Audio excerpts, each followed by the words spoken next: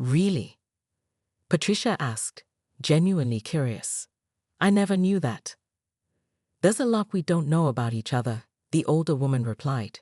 That's what happens when we build fences instead of bridges. As the community gathered for the evening movie projected onto the side of the clubhouse, Patricia found herself surrounded not by subjects but by neighbors. The rigid boundaries she'd enforced for years, between properties, between people, seemed suddenly arbitrary and unnecessary. There were still moments when the old Patricia surfaced. Just yesterday she'd had to bite her tongue when she spotted a non-regulation mailbox on Maple Street. But those moments were coming less frequently. Command and control were being replaced by something far more powerful: connection. Next weekend, Commander Chen said as they were packing up, we're starting a new community program. The twins will be teaching a class on navigating public spaces with visual impairments. Would you be interested in helping coordinate? Patricia thought about it. Her calendar, once filled with HOA enforcement rounds and complaint documentation, had grown surprisingly empty. I would, she said, and meant it. As she walked home, Atticus trotting happily beside her on a loose leash, Patricia noticed her neighbor's roses spilling slightly over the property line onto the sidewalk, a clear violation of the HOA landscaping regulations, she'd thought. She paused, admiring their vibrant beauty in the moonlight, then continued walking, leaving them undisturbed. Some boundaries, she was learning, were meant to be crossed. Monday morning's emergency HOA meeting was Patricia's idea, a preemptive strike to control the narrative. She'd spent Sunday rehearsing her statement, a masterclass in non-apology. While I regret the unfortunate incident, we must address the larger issue of unregistered visitors in our community.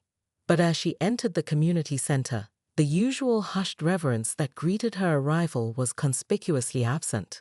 Instead, the room buzzed with conversation that abruptly ceased when she walked in. 30 pairs of eyes tracked her movement to the podium. Before we begin, Patricia announced, shuffling her note cards, I'd like to. Point of order, interrupted Elaine, standing. According to the bylaws, we need to address new business first, and we have several items. Patricia's perfectly penciled eyebrows arched. I'm the president. I set the agenda. Actually, said Mr. Gonzalez from the back row, the bylaws state that any member can propose agenda items with 24 hours notice. Elaine emailed everyone yesterday. Patricia hadn't checked her email. She'd been too busy crafting her statement and researching home values in other neighborhoods, just in case. Fine, she snapped. What's the new business? Elaine stepped forward, distributing papers. First, a petition signed by 68% of homeowners, requesting a special election for HOA president. She paused, letting the bombshell land. Second, a proposed amendment to require all dogs in the community to complete basic obedience training. Patricia's knuckles whitened around her gavel. This is ridiculous. You can't remove me over one incident. It's not just one incident, said Mrs. Thompson, a quiet retiree who had never before spoken at a meeting. It's 3 years of bullying, selective enforcement, and using the HOA as your personal power trip. Murmurs of agreement rippled through the room. I have improved property values by 40%. Patricia protested, her voice cracking. I've kept this neighborhood pristine. At what cost? This came from Commander Chen, who stood at the back of the room. He hadn't planned to attend, but his daughters had insisted. A community is more than property values, Ms. Winters. It's people caring for each other, not policing each other. The vote was quick and decisive. Patricia was out, effective immediately. Elaine would serve as interim president until the special election. As the meeting adjourned, Patricia sat alone, stunned. Her phone buzzed with a text from her ex-husband. Heard what happened. Maybe time to rethink some things. She ignored it, as she had all these attempts at communication since the divorce 2 years ago, right after he'd suggested she might be a bit too controlling. Walking home, Patricia froze when she spotted Commander Chen and his daughters in the park, playing with Atticus. Her dog, was happily retrieving a ball, returning it with obvious joy to the blind girls who giggled as they petted him. What are you doing with my dog? She demanded, striding over. Commander Chen looked up, Your neighbor Robert was walking him. We got talking about dog training, and he mentioned you been struggling with Atticus. The girls asked if they could play with him while we chatted. Patricia opened her mouth to object, but something stopped her. Atticus looked happy, happier than he ever looked with her, straining at his leash while she yanked him away from interesting smells and other dogs. He's good with them, Commander Chen said quietly. Dogs have a natural instinct to be gentle with vulnerable people. With the right training, Atticus could be an exceptional dog. I've tried training him, Patricia said defensively. He doesn't listen. Have you? Chen asked. Or have you just expected obedience without building trust? The question hit Patricia like a slap. Hadn't her ex-husband said something similar about their relationship right before he left? The scream pierced the peaceful Saturday morning air of Oakwood Estates like a siren.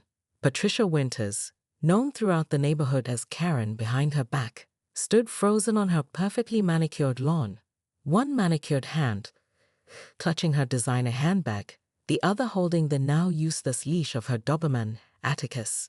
The massive dog had broken free and was barreling across the street toward two identical 10-year-old girls in matching pink dresses, their white canes tapping rhythmically along the sidewalk. Atticus, heel! Patricia shrieked, her voice escalating to a pitch that could shatter crystal. But Atticus, who had never completed a single obedience class, despite Patricia's insistence to the HOA board that he was professionally trained, paid no attention. What happened next seemed to unfold in slow motion. A tall man in running clothes stepped between the girls and the charging dog. His voice rang out with a single sharp command in German. Instantly, Atticus skidded to a halt, ears perked, then dropped to his belly on the pavement, whimpering. "What did you do to my dog?" Patricia demanded, her face contorting with rage as she clip-clopped across the street in her impractical heels. "Atticus is a guard dog, and this is private property." "This is a public sidewalk, ma'am," the man said, his voice calm but authoritative. "And those girls are my daughters." He placed gentle hands on the shoulders of the twins, who looked shaken but unharmed. "I'm Commander David Chen, K-9 Division, Metro Police." Patricia's face drained of color. "Well, your children shouldn't be wandering around unsupervised," she stammered, pivoting to attack rather than acknowledge her mistake. "They're not unsupervised. I'm right here." Commander Chen's smile didn't reach his eyes. "And they have every right to walk safely in their own neighborhood." Patricia's neighbor, Elaine, had emerged from her house, phone in hand. "I've got it all on video, Patricia, the whole thing." "Are you recording me without permission?" Patricia's voice rose again. "That's a violation of the HOA privacy bylaws that I personally drafted." "Actually," Elaine replied, "the bylaws you pushed through last month specifically permit video recording in public spaces for security purposes." She smiled sweetly.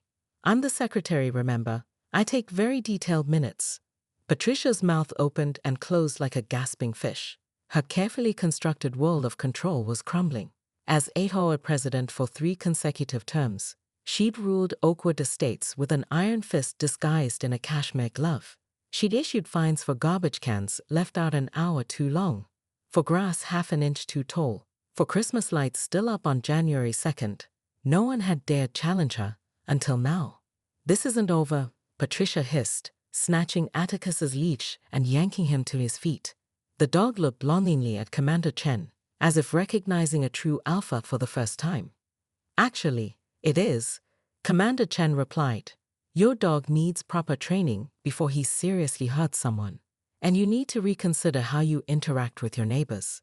As Patricia retreated, her cheeks burning with humiliation, she couldn't shake the feeling that her carefully constructed kingdom was beginning to crumble. The commander's words echoed in her ears, but it wasn't his criticism that bothered her most. It was the disappointment she glimpsed in Atticus's eyes when he'd obeyed the commander instead of her. That night, alone in her immaculate living room, Patricia poured herself a 3rd glass of Chardonnay and opened her laptop. The neighborhood Facebook group was buzzing with discussion about the morning's events. There was the video, already shared 47 times. There she was, in her Lululemon outfit and Kate Spade handbag, looking not like the powerful HOA president, but like a shrill, entitled woman endangering disabled children. For the first time in years, Patricia felt something unfamiliar creeping through her chest: shame. 6 weeks later, Patricia stood nervously at the entrance to the community park, clutching a plate of homemade cookies. The summer block party was in full swing, an event she vetoed for years, citing noise concerns and potential lawn damage. Now, watching neighbors laugh and children play, she wondered why she'd been so opposed. "Are those your famous snickerdoodles?" asked Elaine, approaching with a welcoming smile that Patricia knew she didn't deserve. "Yes," Patricia nodded, surprised by the show of friendliness. "Family recipe. I used to make them for every holiday before I got so busy with HOA duties." "Well, bring them over to the dessert table. Everyone's starving after the dog show." The dog show had been Commander Chen's idea, a way to showcase the progress of the neighborhood dogs enrolled in his volunteer training program. Patricia had enrolled Atticus immediately after their conversation in the park, swallowing her pride to attend weekly classes alongside neighbors she previously only interacted with through violation notices. As she approached the dessert table, Patricia spotted her ex-husband, Michael, chatting with Commander Chen. She'd invited him today, another pride-swallowing moment that had been easier than expected. "There she is," Michael said, smiling warmly. "The new Patricia." "Hardly new," she replied, setting down her cookies. "Just rediscovering some old parts of myself, I think." Commander Chen nodded approvingly. "Atticus did brilliantly today. Those twins of mine have turned him into a softie." As if on cue, Atticus trotted over with the girls, his new service dog in training vest proudly displayed. The transformation in the dog was remarkable. Calm, attentive, gentle, but no more remarkable than the change in Patricia herself. "Mrs. Winters," one of the twins said, "Lily or Rose?" Patricia still couldn't tell them apart. "Can Atticus come to our house for a sleepover next weekend? Dad says it's good for his training." Before Patricia could respond, the other twin added, "We've been reading about dog cognition. Did you know dogs can learn over 100 words?" Patricia knelt down, putting herself at eye level with the girls. "I didn't know that. Maybe you can teach me more about it?" She looked up at Commander Chen. "If the sleepover offer is genuine, I think Atticus would love it." "Absolutely genuine," Chen confirmed. "And if you're interested, the Community Center Board has an opening. They're looking for someone with organizational skills to help restructure their volunteer program." The old Patricia would have immediately calculated the status and influence such a position might offer. The emerging Patricia simply asked, "Would it help people?" Later, as the sun set over Oakwood Estates, Patricia found herself sitting on a picnic blanket between Michael and Mrs. Thompson, listening to the latter's stories about the neighborhood's history. Across the park, Atticus snoozed contentedly between the twins, who were taking turns reading aloud from a Braille book about dog training. "You know," Michael said quietly, "this is the woman I married, the one who baked cookies and laughed easily. I've missed her." Patricia watched a firefly land briefly on her knee before continuing its luminous journey. "I missed her too," she admitted. "I just didn't realize she was gone until recently." "Well," said Mrs. Thompson, patting Patricia's hand, "people can change at any age, dear. I was 47 when I decided to go to law school. Scared to death, but did it anyway."